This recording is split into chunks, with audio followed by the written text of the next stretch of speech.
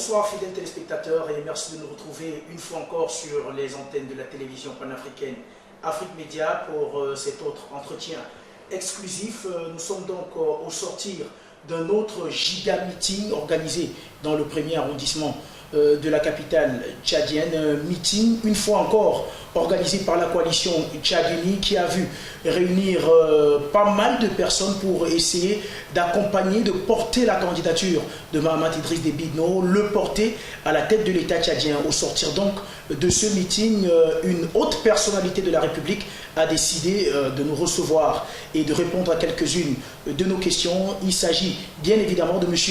Ibrahim Siam, conseiller spécial du président de la République, mais dans le cadre de cette campagne, il est bien sûr le directeur adjoint en charge de la logistique pour la ville de N'Djamena. Conseiller, merci de nous recevoir chez vous. Merci, c'est à moi de vous remercier. Eh bien, conseiller, vous avez énormément de casquettes dans cette République-là, mais vu qu'on est en période de campagne, on va choisir celle qui cadre avec cette campagne électorale, c'est-à-dire le directeur adjoint en charge de la logistique pour la ville de N'Djamena. Un giga meeting s'est donc tenu dans le premier arrondissement qui est en quelque sorte votre fief, conseiller.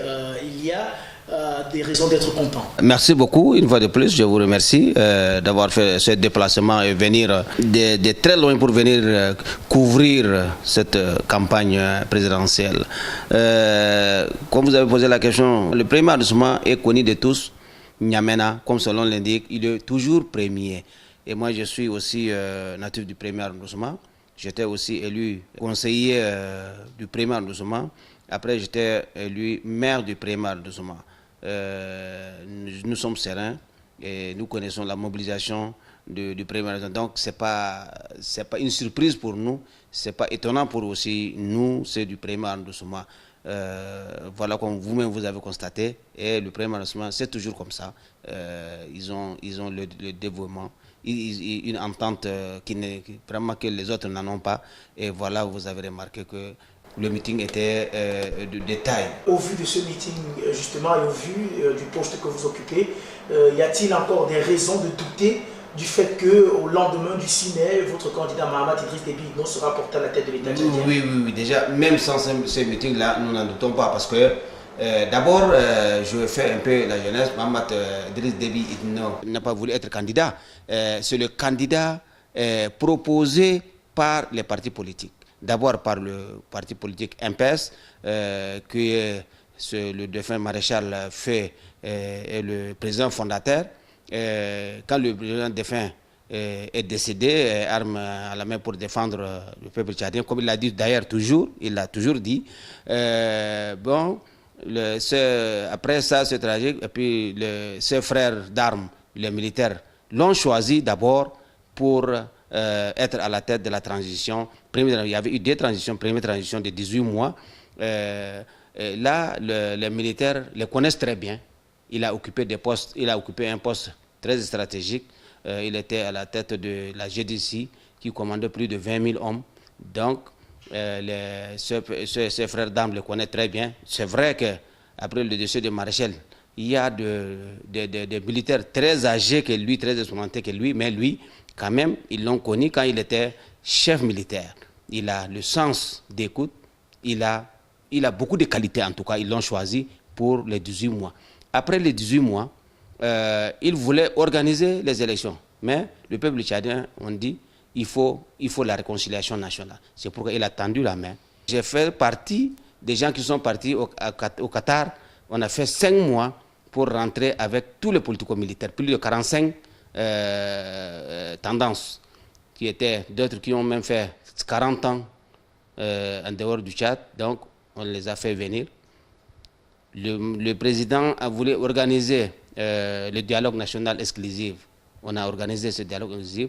Et c'est au moment du dialogue que le peuple tchadien a voulu aussi encore lui donner 24 mois pour bien se préparer pour les élections. Et voilà, il a respecté le délai. Il voulait quitter. Mais le parti MPS a voulu, ils ont vu sa gestion de 3 ans, de 2 ans et quelques, à peine 3 ans de la transition, comment il a pu gérer, Comment il a pu surmonter tout ça? C'est pourquoi le MPS a voulu d'abord lui proposer. Et il a accepté la proposition. Bon, il ne voulait pas. Il dit, bon, moi je respecte mes engagements, mais le peuple tchadien, plus de 227 partis politiques ont aussi signé avec lui pour dire que c'est toi notre candidat. Et c'est comme ça qu'il a accepté.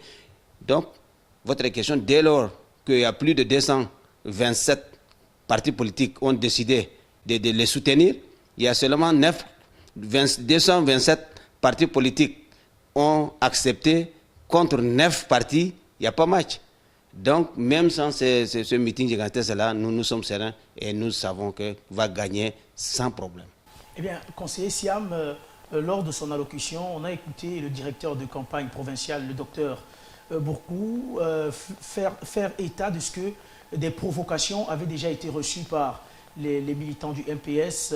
On a observé encore du côté de Gassi quelques provocations à l'encontre de cette coalition Tchadini-là. Vous, en tant que responsable, quel est le message que vous pouvez lancer tout d'abord à ceux qui organisent ces provocations et dans un deuxième temps, message à vos partisans s'il faut répondre ou non à la violence? Non, je crois qu'il ne faut pas répondre parce que nous sommes régis par des textes.